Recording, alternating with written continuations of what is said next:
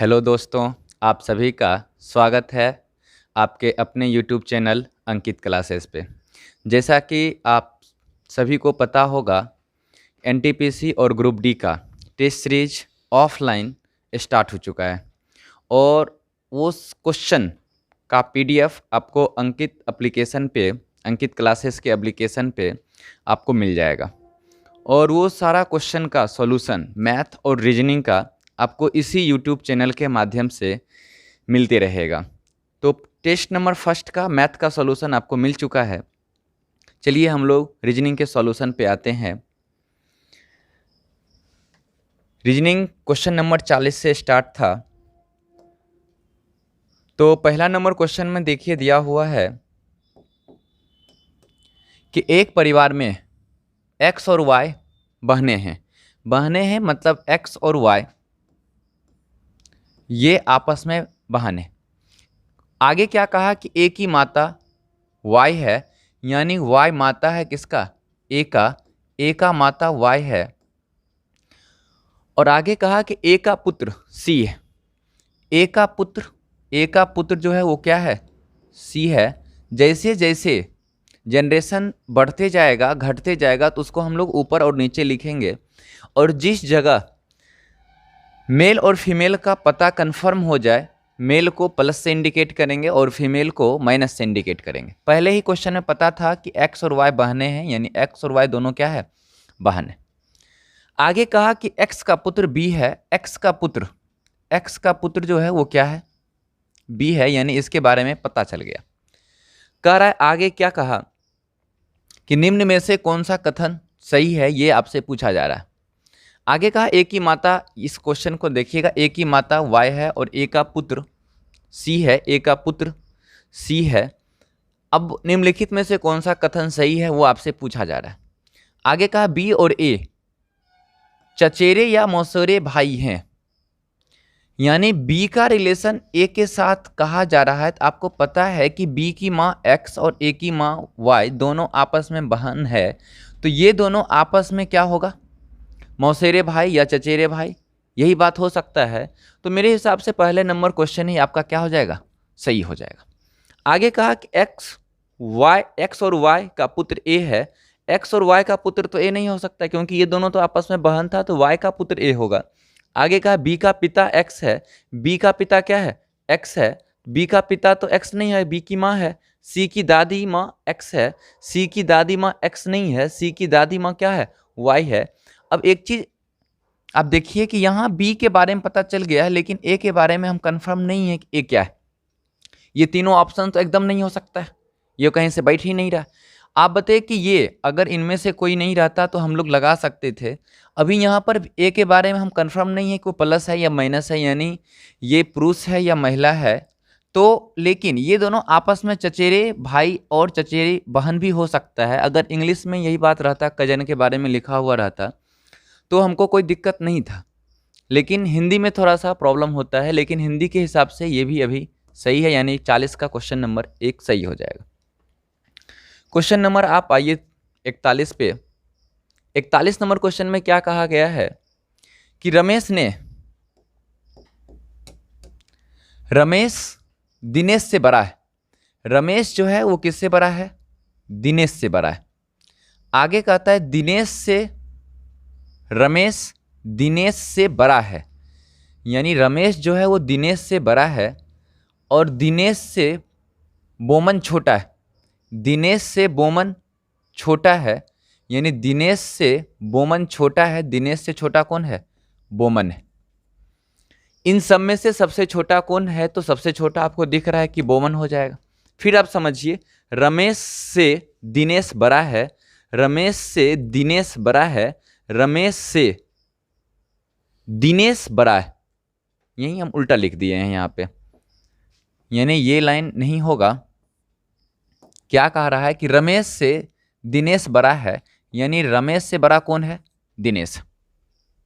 आगे कहा दिनेश से बोमन छोटा है। दिनेश से बोमन छोटा है, तो इन सब में से सबसे छोटा कौन होगा? आप इस लाइन को फिर से देखिए, रमेश से दिनेश बड़ा है, रमेश से दिनेश बड़ा है। कितना बड़ा है ये बात का इंडिकेट नहीं किया गया है। रमेश से जब दिनेश बड़ा है तो दिनेश से रमेश छोटा होगा। दिनेश से रमेश छोटा है और सेकेंड लाइन में दिनेश से बोमन छोटा है, दोनों कितना कितना छोटा है ये बात का जानकारी नहीं पता है। अब आपसे पूछा गया कि इन सब में से सबसे छोटा कौन है, तो सबसे छोटा हम कंफर्म नहीं बता सकते हैं कि रमेश होगा कि बोमन होगा, ये बात हमको पता नहीं है, ये हम बता भी नहीं सकते। क्यों? क्योंकि रमेश दिनेश से कितना छोटा है, बोमन दिनेश से कितना छोटा है, इस चीज़ की जानकारी नहीं है। तो हम लोग कह सकते हैं इस क्वेश्चन का आंसर होगा पता नहीं लगा सकते। आइए क्वेश्चन नंबर आपका 42 नंबर क्वेश्चन को आप देखिए। 42 नंबर में क्या दिया हुआ है, कहा यह गया कि दिए गए कथन में से कौन सा कथन सही है ये आपको बताना है। कहा गया कि सभी खिलाड़ी मजबूत है। आप बताइए कि सभी खिलाड़ी, जितना भी खिलाड़ी है वो सारा का सारा खिलाड़ी क्या होगा, मजबूत होगा। तो हम लोग लिख सकते हैं जितना भी खिलाड़ी है ये सारा का सारा खिलाड़ी मजबूत है। आगे कहा कि सभी सशक्त लोग लंबे हैं, यानी सभी सशक्त लोग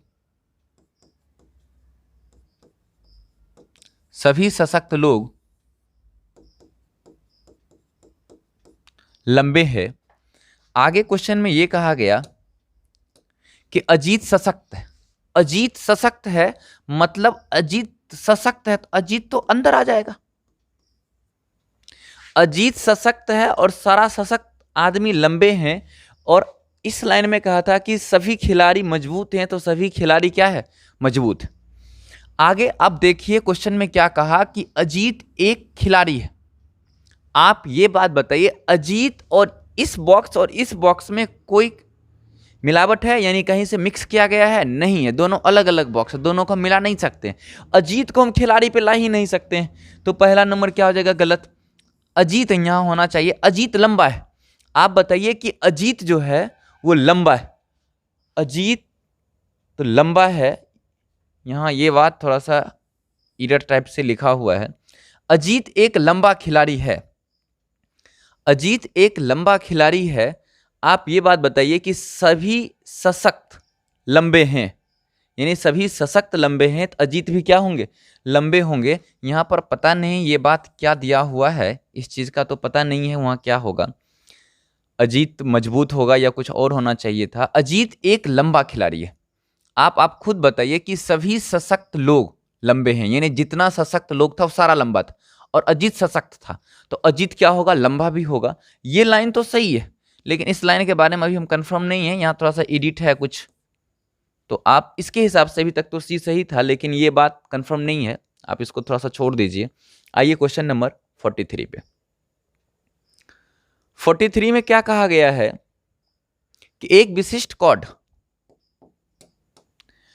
विशिष्ट कॉड भाषा में एक ड्राइवर को किसान कहा गया। आप एक बात बताइए कि एक ड्राइवर को क्या कहा जा रहा है, किसान कहा गया है, और किसान को इंजीनियर कहा गया, किसान को इंजीनियर कहा गया, और एक इंजीनियर को डॉक्टर कहा गया है। तो खेत कौन जोतेगा? अभी आपके मन में चलेगा कि खेत को कौन जोतेगा, तो आप कह सकते हैं खेत को ड्राइवर जोतेगा, लेकिन सारा ड्राइवर खेत नहीं जोतता है, वो तो और भी बहुत गाड़ी चलाता है। तो इस केस में आपको जब खेत जोतने की बात आ रही है तो उस केस में किसान आएगा, कि खेत को कौन जोतवाएगा, तो किसान जोतवाएगा। और किसान को क्या कहा जा रहा है यहाँ पर, ये बात आपको देखना पड़ेगा। तो किसान को क्या कहा जा रहा है, इंजीनियर कहा जा रहा है। आंसर क्या हो जाएगा, इंजीनियर हो जाएगा। क्वेश्चन नंबर 44 क्या कहता है, जो मांद के लिए शेर है वो चिड़िया खाने के लिए है, यानी चिड़िया खाने के लिए क्या है, ये बात आपसे पूछा जा रहा है। अब एक बात बताइए, शेर के लिए एक स्पेशल जगह मांद है। शेर तो वैसे चिड़ियाघर में भी रहता है, शेर को आप जंगल में भी देखते होंगे, जंगल में भी रहता है, लेकिन शेर के लिए एक स्पेशल जगह जो है वो है मांद। तो आप एक बात बताइए, चिड़िया खाने के लिए क्या होगा, चिड़िया खाने में स्पेशल जो है कौन होगा, चिड़िया होगा। वैसे चिड़िया तो आप देखते होंगे जंगल में भी होता है, चिड़िया जो है जू में भी मिलेगा, चिड़िया आप देखते होंगे पिंजरा में भी हम रखते हैं, लेकिन चिड़िया के लिए एक स्पेशल जगह जो है वो क्या है, चिड़िया खाना है। यानी आंसर 44 का क्या होगा, 1 नंबर होगा। यानी यहां पर ना स्पेशल जगह के बारे में कहा जा रहा है। क्वेश्चन नंबर आइए 45 पे। 45 नंबर क्वेश्चन में क्या कहा गया है, नीचे दिए विवरण दिए गए हैं, उसका कुछ निष्कर्ष। समान रूप से जो तथ्य को अनुसार यदि भिन्नता मालूम हो तब आप उसको दिए गए विवरणों को सही मानना है। क्वेश्चन में क्या कहा गया इस चीज को थोड़ा सा आप देखिए कि बच्चे कभी कभी शरारत करते हैं। बच्चे कभी कभी शरारत करते हैं, यानी यहां से आपको देखना है बच्चे कभी कभी शरारत करते हैं, माताएं पागल लोगों की तरह अपने बच्चों पर चीखती है। अब इसी दोनों को मिला करके आपका ना ये निष्कर्ष देखना है। कहता है क्या सभी माताएं पागल है। आपने एक बात ध्यान रखिए, इस क्वेश्चन में क्या कहा गया है कि सभी माताएं, सभी माता मतलब क्या, सभी माता को इसमें ले लिया गया है, सारा का सारा माता को। सभी माताएं पागल हैं, क्या ऊपर पर ऐसा बात कहा गया माताएं पागल लोगों की तरह? पागल है नहीं, पागल लोगों की तरह कह रहा है कि पागल लोगों की तरह बच्चों पर चीख रहा है, लेकिन माताएं पागल नहीं है, वो पागल लोगों की तरह चीख रही है। तो आपका पहला नंबर तो ये गलत हो गया कि सभी माताएं पागल होते हैं, ऐसा तो नहीं कहा गया ऊपर पे। दूसरा नंबर, बच्चे अपनी माताओं के चीखने के कारण शरारती करते हैं। आप ये बात है, बच्चा क्या कर रहा है, माताओं के चीखने के कारण शरारती, यानी माता चीख रहा है इसीलिए बच्चा शरारती करता है, ये बात दूसरा नंबर में कहा गया। लेकिन ऊपर पर था क्या कि बच्चे कभी कभी शरारत करते हैं, बच्चे कभी कभी कर रहे हैं, माता के कारण नहीं कर रहे हैं। दूसरा नंबर, माताएं पागल लोगों की तरह बच्चों पर चीखती है, यानी बच्चों पर वो शरारत करते हैं इसलिए चीख रही है। और ये तो उल्टा बात कह दिया कि बच्चा जो माता चीख रही है इसीलिए शरारत करता है, ये भी आपका क्या हो जाएगा, गलत। यानी अब आप खोजिएगा नीचे में कौन सा सही होगा। 1 और 2 निष्कर्ष का अनुमान नहीं करता, यानी दोनों में से दोनों नहीं कर रहा है। आइए सेकेंड नंबर 45 के बाद 46 नंबर क्वेश्चन में क्या दिया हुआ है कि मनोज और हरीश तबला बजाते हैं। आप एक देख लीजिए, मनोज और हरीश क्या कर रहे हैं, तबला बजा रहे हैं। आगे कहता है केतन और हरीश ड्रम बजाते हैं। केतन और हरीश ड्रम बजा रहे हैं। आगे फिर कहें कि मनोज और जेवक बांसुरी बजाते हैं, जेवक और केतन वायलिन बजाते हैं, इनमें से कितने 2 वाद्य यंत्र का प्रयोग कर रहे हैं, ये आपसे पूछा जा रहा है। अब आपको ना क्या करना पड़ेगा कि थोड़ा सा बगल में ना लिख लेते हैं ताकि समझ में ज्यादा आ जाए। सबसे पहले क्या क्या बजने वाली बात हो रहा है इस चीज को थोड़ा सा देखिए। तो बजने वाली बात तबला, तबला को कौन कौन बजा रहे हैं, तो तबला को मनोज और हरीश, यानी मनोज और हरीश बजा रहे हैं। आगे केतन और हरीश ड्रम बजा रहे हैं, ड्रम को बजाने वाले केतन और हरीश। आगे मनोज और जेवक बांसुरी बजा रहे हैं, बांसुरी जो है वो मनोज और जेवक हैं। और आगे जेवक और केतन वायलिन बजाते हैं, वायलिन जो है वो जेवक प्लस में क्या, केतन है। आपके क्वेश्चन में कहा इनमें से कितने 2 वाद्य यंत्र बजा रहे हैं। आप एक चीज देखिएगा, तो मनोज क्या जगह 2 जगह, हरीश क्या जगह 2 जगह, केतन क्या जगह 2 जगह, और जेवक कितना जगह 2 जगह, यानी सारा का सारा आदमी 2-2 जगह बजा रहे हैं, यानी 2-2 चीज बजा रहे हैं। आंसर क्या हो जाएगा, आंसर 4, यानी चारों का चारों आदमी सही हो जाएगा। क्वेश्चन नंबर 47 नंबर क्वेश्चन आप देखिए, निम्नलिखित में से कौन सा श्रेणी के अंतर्गत नहीं है, ये आपसे पूछा जा रहा है। आपने एक चीज देखिए, जब भी क्वेश्चन सीरीज का हो तो आप स्क्वायर, क्यूब, ये सब के बारे में पहले आप देख लीजिए। क्या ये सीरीज स्क्वायर के ऊपर बैठा है, तो आप देख सकते हैं ये 8 का क्यू 8 है, इसका मतलब 2 का क्यू, ये 27, 3 का क्यू, ये 25, 5 का क्यू, ये 343, 7 का क्यू। आप बताइए 50 किसी का क्यूब है? नहीं, 50 किसी का क्यूब नहीं है, यानी वो बीच का जो गलत जो है वो कौन होगा, 50 हो जाएगा। आंसर हम लोग क्या लगाएंगे, 50, यहीं पर 50 है, यानी आंसर ये 50 आपका गलत हो जाएगा। चलिए हम लोग अगले क्वेश्चन पे, क्वेश्चन नंबर आपका 48 नंबर क्वेश्चन में क्या दिया हुआ है,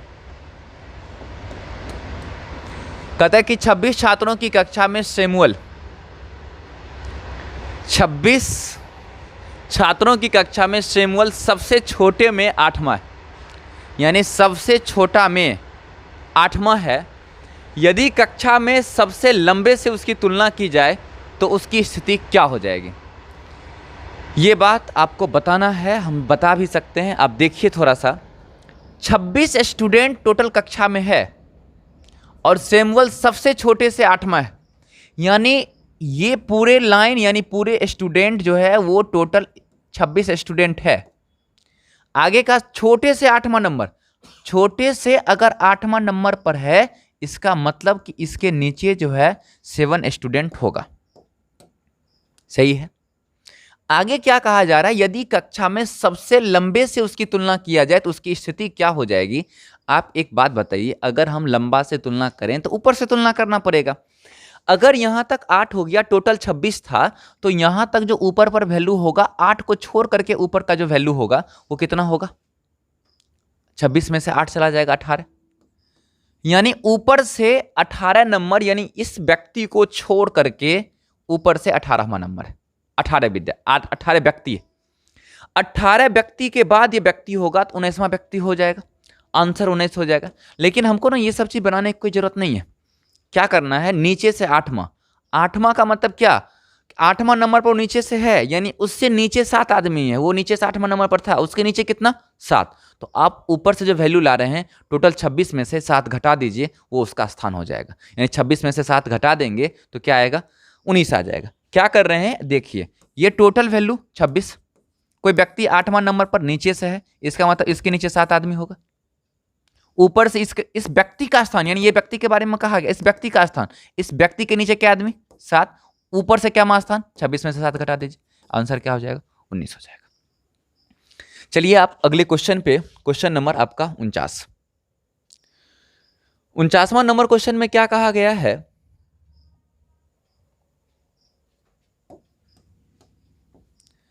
765, 600, 62, 519, 396 और 273। क्या ये स्क्वायर किसी का क्यूब है? नहीं है। देखिए, जब भी सीरीज में स्क्वायर क्यूब सब नहीं हो तो और आपको लगे कि ये स्क्वायर क्यूब नहीं किसी का चल रहा है, तो एक काम हमेशा देखिए कि इस दोनों के बीच, दो लगातार संख्याओं के बीच अंतर कितना कितना का चल रहा है। तो आप अंतर पीछे से भी कर सकते हैं, आगे से भी कर सकते हैं। कहता है अगली संख्या, यानी आगे का संख्या क्या होगा, ये आपसे पूछा जा रहा है। हम यहां से यहां आ रहे हैं तो घट रहा है, कितना घटा, 5 में से 2 पहुंच गया, 3 घटा, 6 में से 4 यानी 2 घटा, 7 में से 6 1 घटा। यहां से यहां आएंगे तो 2 में से 9 नहीं घटेगा, 12 में से 9 जाएगा तो 3, अब ये 3 में से 1 गया 2, ये बच गया था कितना 6 में से 5 गया 1, यानी 127 आ गया, यानी 127 से 127 चल रहा है। तो आगे करने की कोई जरूरी नहीं है, लेकिन आप अगर यहाँ भी करके देख लेते हैं, 6 में से 3 गया 3, 9 में से 7 गया 2, 3 में से 2 गया 1, यहाँ भी करके आप देखिएगा 9 3, ये 9 नहीं जाएगा, 11 में से 3 जाएगा 2 1, आंसर क्या होगा इसमें भी 123 घटा करके देख लेते हैं। 3 से 3 गया 0, 7 से 2 गया 5, 2 में से 1 गया 1, आंसर 150 हो जाएगा। ये सीरीज अगर इस लाइन पे भी नहीं बनता तो हम ना एक स्टेप और उसको नीचे कर देते, यानी फिर से डिफरेंस निकालते, तब पता कर लेते कि आंसर क्या होता है। आइए क्वेश्चन नंबर 6 पे। 6 नंबर क्वेश्चन को आप देखिए, क्या कहा गया है 6 नंबर में। कहा गया कि 6 व्यक्ति P, Q, R, S, T और U एक परिवार है, यानी 6 व्यक्ति इस परिवार में है। फिर जैसे जैसे कहता है उसको बैठाते जाए। P और R एक विवाहित जोड़ा है। विवाहित जोड़ा है कौन कौन, P और R, यानी P और R विवाहित जोड़ा है। इसका मतलब एक पति होगा और एक पत्नी होगा। कौन पति है कौन पत्नी है अभी नहीं पता है। कहते हैं P की लड़की S है, अभी नहीं पता है कि P क्या है। P की लड़की S, S के बारे में पता चल गया कि लड़की है। आगे कहा जा रहा है कि R का पुत्र Q, R का पुत्र Q, यानी R का पुत्र Q, Q के बारे में पता चल गया ये क्या है प्लस, लेकिन Q की माता R नहीं है, कंफर्म कर दिया Q की माता R नहीं होगा। Q के मम्मी और पापा P और R हैं, और मम्मी और पापा में P, आगे क्या कहा, Q की माता R नहीं है, यानी Q के माँ R नहीं होगी तो Q को क्या हो गया, पिता R होंगे, और P क्या होगी, माँ होगी। आगे कहा कि R का भाई T है, R का भाई क्या है, T है। टी भी भाई है तो ये प्लस। आगे क्या कहता है कि यू एस का भाई है, यू जो है ना वो एस का भाई है, एस का एक भाई यू भी है, और यू के बारे में भी हम जानते हैं कि प्लस है। तो परिवार में कितने सदस्य पुरुष हैं आपको ये देखना है, तो गिनती कर सकते हैं। एक बात को ध्यान रखना पड़ेगा, क्या 6 के बारे में पता चल गया, पुरुष और महिला के बारे में जान रहे हैं। 2 को क्या हो महिला, और 1 2 3 और 4 पुरुष, आंसर कितना हो जाएगा 4। अगर इस क्वेश्चन में एक बात ये आ जाए, हमको अगर इस एस के बारे में नहीं पता होता कि महिला है कि पुरुष है, तब हम लोग आंसर नहीं बता सकते हैं, तब आपको आंसर डी आई बताना पड़ेगा। क्यों? क्योंकि 4 को तो बारे में कंफर्म थे। अगर एस नहीं होता, लड़की अगर नहीं होती, तो हम लोग कंफर्म नहीं बता सकते थे कि 4 होगा। हो सकता है एस अगर प्लस हो जाए यानी लड़का हो जाए तो पुरुष आ जाता, तो 5 भी हो जाता, लेकिन ऐसा बात अभी नहीं है, क्योंकि आपके क्वेश्चन में ना ऐसा बात कह चुका है। चलिए अगले क्वेश्चन पे, क्वेश्चन नंबर 51। क्या कहा है 51 नंबर में?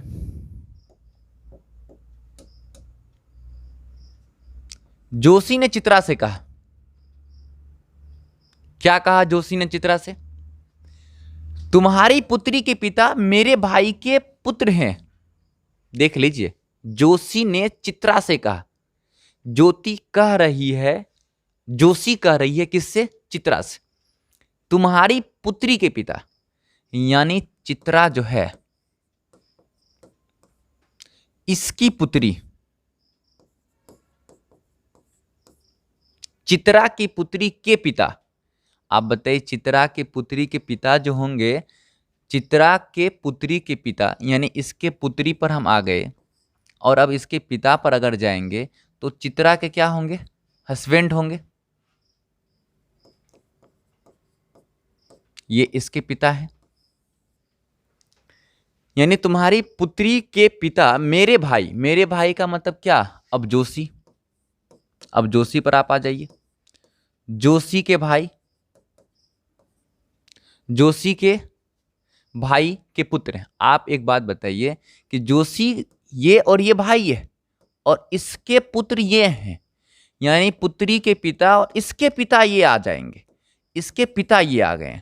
तो क्वेश्चन में पूछा क्या कि चित्रा की पुत्री का, यानी चित्रा के पुत्री का जोशी के भाई से, जोशी के भाई से, यानी जोशी के जो भाई हैं, चित्रा के पुत्री के पिता और इसके पिता हैं, यानी चित्रा के क्या होंगे? दादा हो जाएंगे, और आंसर क्या हो जाएगा? दादा हो जाएगा। चलिए अगले क्वेश्चन पे देखिए, अगला क्वेश्चन नंबर 52। 52 नंबर क्वेश्चन में क्या कहा गया है? नीचे विवरण दिए गए हैं और उनके बाद कुछ निष्कर्ष है। नीचे दिए गए सवाल के जवाब देने के लिए उन्हें पढ़ें। आप पढ़ सकते हैं, आपको निष्कर्ष आपको दिख रहा होगा। कह क्या रहा है इस निष्कर्ष में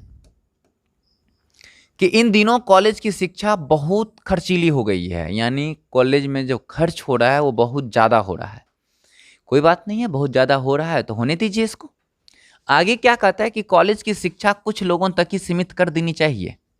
यानी आप एक बात बताइए कि खर्चीला अगर बहुत ज़्यादा हो गया तो अब तो गरीब स्टूडेंट नहीं पढ़ सकेगा, वो जिसके पास उतना हैसियत होगा वही पढ़ सकता है।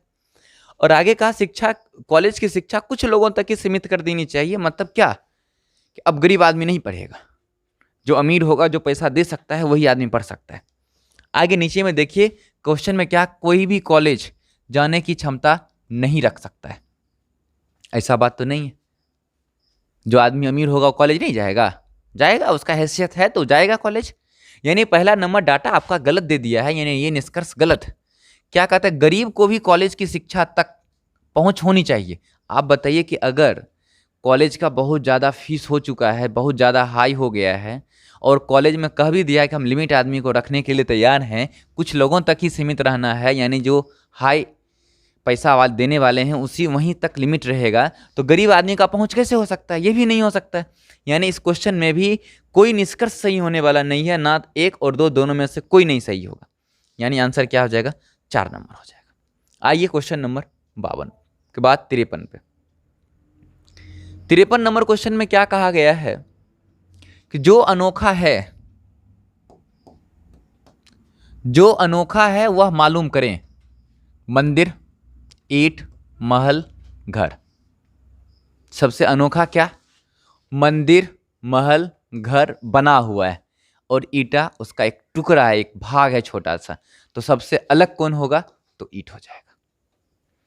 आ जाइए अगले क्वेश्चन 54 नंबर पे।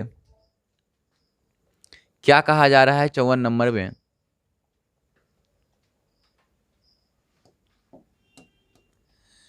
कि एक घड़ी 1 घंटे में 5 मिनट तेजी चलती है। 1 घंटे में 5 मिनट तेजी चल गया, यानी अगर 12 से हम 1 तक आते हैं तो एक्चुअल में 1 घंटा आएगा, लेकिन वो दर्शाएगा 1 घंटा 5 मिनट। क्यों? क्योंकि 5 मिनट में तेज चल रहा है। अगर हम 2 बजे पे आएंगे तो 5 और 5 10 मिनट तेज हो जाएगा, यानी 2 बज करके 10 मिनट दिखाएगा। एक्चुअल में अगर 3 बजेगा तो घड़ी कितना? 3 बज करके 15 मिनट दिखाएगी। क्वेश्चन में क्या कहा गया कि यदि दोपहर 12 बजे घड़ी समय सही सेट किया गया, यानी दोपहर को 12 बजे ना घड़ी को सही सेट कर दिया गया, यानी 12 बज रहा है तो टाइम एक्चुअल में 12 हो रहा है। आगे क्वेश्चन में कहता है अब घड़ी शाम 6:30 दिख रही है तो वास्तविक समय कितना होगा? आपको पता है 1 घंटा में कितना? 5 मिनट एक्स्ट्रा, 6:30 बज गया, एक्चुअल टाइम कितना होगा, यानी वास्तविक समय कितना होगा? आप बताइए कि 12 बजे का समय सही किया गया है, अगर 1 बजे तो 1 बजे में ये घड़ी दिखाएगी 1 बज करके 5 मिनट। क्यों? क्योंकि 5 मिनट जो है वो एक्स्ट्रा दिखाएगी, ज्यादा दिखा देगी। सेकेंड नंबर 2 बजेगी, इसका मतलब 2 बज करके 10, यहाँ भी 5 मिनट एक्स्ट्रा दिखा देगी। आप बताइए कि दिखाई कितना दे रहा है? 6:30। तो 6:30 में आप ये बात बताइए, अगर 6 घंटा यानी 6 बजे की बात हम करें तो 12 से लेकर के 6 तक आने में क्या घंटा? 6 घंटा। 1 घंटा में कितना एक्स्ट्रा? 5 मिनट। तो 6 घंटा में कितना एक्स्ट्रा? 30 मिनट। और एक्चुअल में तो 6 बज रहा है लेकिन दिख कितना रहा है? 6:30। क्वेश्चन में भी यही बात कहा कि 6:30 दिख रहा है, लेकिन एक्चुअल में बजना कितना चाहिए? 6। अगर जैसे हम अभी 6 ही ले लिए, अगर वो 5 भी हम लेते तब भी हमको पता चल जाता। अगर हम 5 ले लेते तो आप बताइए कि 5 बजे अगर लें तो 1 घंटा में 5 मिनट, तो 5 घंटा में 25 मिनट, तो 5:25 ही होता। हमको 6:30 पुराना था, फिर 1 घंटा आपको चलाना पड़ता, तब हम 6:30 पे आते। तो आप ऐसे भी देख सकते हैं, या तो फिर ऑप्शन से आप देख लीजिए, पता चल जाएगा आपको। आंसर कितना हो जाएगा इसका? डी हो जाएगा। Question number 55। 55 नंबर क्वेश्चन में क्या कहा? यदि घड़ी 10 बजे हो तो घड़ी के घंटे और मिनट की सुई कितने डिग्री की कोण बनाएगी? ये आपसे पूछा जा रहा है। आ जाइए, 10 बजे हो तो घड़ी के घंटे और मिनट वाली सुई कितने डिग्री का कोण बना रहा है, ये हम लोग देखते हैं। देख सकते हैं। अभी आप ये बात बताइए कि 10 बज रहा है, तो 10 बज रहा है इसका मतलब ये 12, ये 11, ये 10, घंटा का सुई यहां, मिनट का सुई यहां पे। कितने डिग्री के कोण बनाएगी? ये दोनों के बीच कितने डिग्री का कोण बना रहा है? ये कोण कितना है? एक कोण तो और बन सकता है ना यहाँ पे, ये कोण, दोनों कोण बन सकता है। आपको पता है एक घड़ी में पूरे कोण कितना डिग्री का? 360। 360 में क्या घंटा? 12 घंटा। तो आप ये बात बताइए कि ये 12, ये 1, इसके बीच का कोण कितना होगा? तो ये 12वां भाग होगा, यानी ये कोण का मान जो है वो 30 डिग्री होगा। कह सकते हैं, यानी 12 घंटा बराबर अगर 360 तो 1 घंटा बराबर कितना? 30। आप बताइए ऐसा ऐसा यहाँ क्या हो गया? 2 घंटा का गैप। 2 घंटा का गैप, इसका मतलब 30 डिग्री का क्या गुना? 2 गुना। 30 डिग्री का 2 गुना कितना डिग्री? 60 डिग्री। अब एक चीज और देखिए, अगर ये 60 हो गया तो पूरे छोरा कितना होगा? तो ये छोरा होगा 360 में से 60 डिग्री ले लिया, यानी छोरा होगा कितना डिग्री? 300 डिग्री। यानी आंसर 60 डिग्री भी हो सकता है, 300 डिग्री भी हो सकता है। आंसर आपके ऑप्शन में कितना है? 60 डिग्री। आंसर क्या हो जाएगा? 60 डिग्री हो जाएगा। आ जाइए क्वेश्चन नंबर 56 पे। 56 नंबर क्वेश्चन में देखिए, जब भी इस क्वेश्चन में ऐसा बात, इस टाइप का क्वेश्चन अगर कभी भी दिया हुआ हो तो आप देखिए क्या कहा कि चिन्हों के सही सेट का चयन कीजिए, यानी ये जगह पर आपको चिन्ह देना है जो आपके ऑप्शन में है। कौन सा सही हो सकता है ये आपको पूछा जा रहा है। चलिए हम लोग बैठाते हैं। आप इस क्वेश्चन को ना, आप एक चीज देखिए, क्या ये वैल्यू जो है पॉइंट में है? नहीं। ऑप्शन में भागा है। तो आप भाग को उस जगह बैठाइए जहां क्वेश्चन एग्जैक्ट काटते हैं, बैठा सकते हैं। आप बताइए क्या अगर यहां भाग बैठाएंगे ये दोनों कटेगा? नहीं। यहां भाग बैठाएंगे कटेगा? 4 चौका 16 कट जाएगा, यहाँ भाग बैठाएंगे तो 1/3 आ जाएगा और क्वेश्चन फ्रैक्शन में नहीं है। तो आपको भाग को जो लेके जाना है वो भाग को कहाँ लेके जाना है, भाग सिर्फ और सिर्फ बीच में आएगा।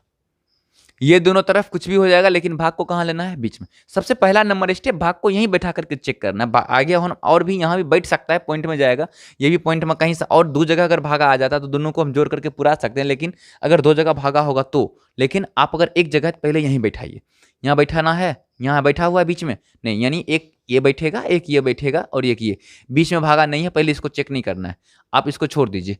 इसमें भी बीच में भागा नहीं है, इसको भी छोड़ दीजिए। इसमें बीच में भागा है, इसको आप देखिए। बीच में अगर हम भागा दे दें तो 16 और 4 वैल्यू कितना आ जाएगा, 4, और पहले से क्या है 36 34, तो ये 34 आ गया, और आगे क्या है प्लस ये वैल्यू क्या 26 ला सकता है, नहीं ला सकता, ये भी नहीं होगा। यहाँ देख लेते हैं, आप बताइए ये वैल्यू अगर हम 34 प्लस भागा है कितना 16 भागा 4 और माइनस में क्या 12, ये वैल्यू कितना 4, 34 4 38, 38 में से 12 जाएगा, क्या आएगा 26। आंसर आपका प्रूव हो चुका है डी नंबर। और इस सेट में यहीं तक क्वेश्चन जो है आपका था। फिर हम लोग अगले टेस्ट में मिलेंगे, और अपना प्रत्येक संडे को टाइमिंग है इसका 10 बजे, और आपको पता है एड्रेस दलसिंह सराय 32 नंबर गुमटी के पास अंकित मैथमेटिक्स क्लासेस है। आप यहाँ पे आकर के प्रत्येक संडे को 10 बजे ऑफलाइन टेस्ट दे सकते हैं। वैसे इसका क्वेश्चन का PDF आपको अंकित क्लासेस के ऐप पे मिल जाएगा। उसके साथ साथ मैथ और रीजनिंग का सॉल्यूशन आपको इसी YouTube चैनल पे आपको मिलते रहेगा। चलते हैं, बाय।